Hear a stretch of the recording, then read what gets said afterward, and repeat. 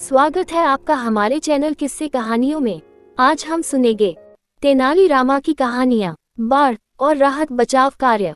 एक बार की बात है, महाराज कृष्णदेव राय के राज्य विजयनगर में बहुत भयानक बाढ़ आई। इस बाढ़ में राज्य के कई गांव डूब गए।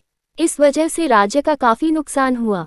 इस प्राकृतिक आपदा के बारे में जब महाराज कृष्णदेव राय को पता चला तो उन्होंने एक मंत्री को फौरन बाढ़ से पीड़ित लोगों की मदद करने का आदेश दिया और कहा, बाढ़ से हुए नुकसान को पूरा करने के लिए जितने भी धन की जरूरत हो वह उसे शाही खजाने से निकलवा ले, मगर जल्द से जल्द सभी पीड़ितों की सहायता की जाए।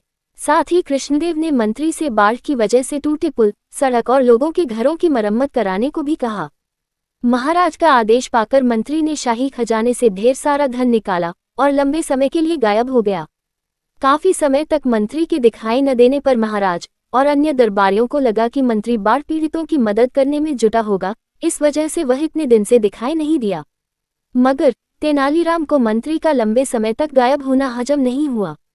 इसलिए तेनालीराम ने मंत्री के गायब होने की असल हकीकत जानने का मन बनाया। इसके बाद से तेनालीराम रोज की तरह दिन में दरबार पहुंचता और रात को राज्य में शामिल सभी गांवों में घूमकर किए गए राहत कार्य का मुआयना करता। कुछ हफ्तों के बाद एक दिन मंत्री जी दरबार में हाजिर हुए और गांव में किए गए अपने काम को महाराज कृष्णदेव के सामने बड़ा चढ़ा कर बताने लगे। ये सब सुनकर महाराज और दरबार में मौजूद अन्य मंत्री बहुत खुश हुए। सभी ने मंत्री के काम की काफी प्रशंसा की। वहीं तेनालीराम ने भी सभी के सुर में सुर मिलाते हुए मंत्री की प्रशंसा कर दी। कुछ देर बाद जब दरबार का कार्य खत्म हुआ, सभी दरबारी अपने अपने घर चले गए, लेकिन तेनालीराम वहीं अपनी जगह पर बिल्कुल शांत बैठा रहा। तेनालीराम को इस स्थिति में देख महाराज कृष्णदेव ने पूछा, तेनालीराम तुम घर क्यों नहीं गए, क्या बात है? इस पर तेनालीराम बोला, महाराज मंत्री ने राज्य में जो राहत और बचाव कार्य किया वह अपनी जगह है, लेकिन यदि आप प्रजा से मिलेंगे तो उन्हें इससे ज्यादा खुशी होगी। तेनालीराम की यह बात महाराज को पसंद आई। उन्होंने अगले दिन ही तेनालीराम के साथ बाढ़ प्रभावित क्षेत्रों का दौरा करने का फैसला किया। अगले दिन सुबह होते ही महाराज और तेनालीराम बाढ़ प्रभावित क्षेत्रों का दौरा करने के लिए तैयार हो गए। दोनों ने अपने अपने घोड़े की सवारी की और आगे बढ़ने लगे।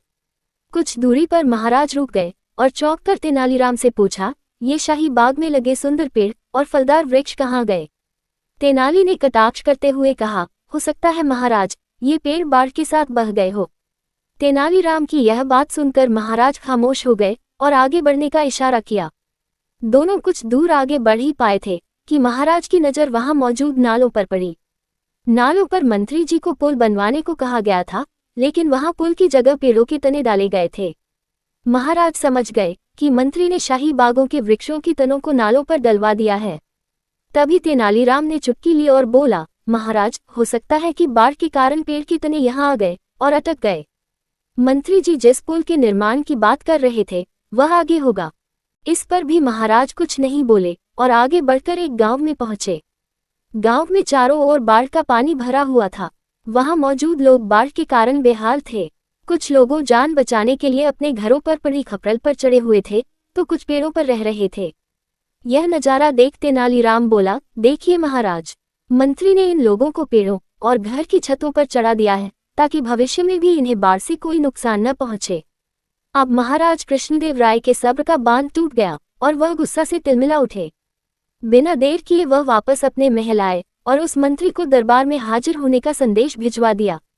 मंत्री डरते डरते दरबार पहुंचा। उसे देख महाराज का गुस्सा फूट पड़ा। उन्होंने मंत्री को खूब फटकार लगाए और जल्द से जल्द सारा धन शाही खजाने में जमा कराने का आदेश दिया। वहीं महाराज ने अब राज्य में राहत और बचाव कार्य कराने का जिम्मा तेनालीराम को सौंपा दिया। साथ ही उसे धन के हिसाब किताब का भी काम दिया और मंत्री किनारे मुंह लटकाए खड़ा रहा।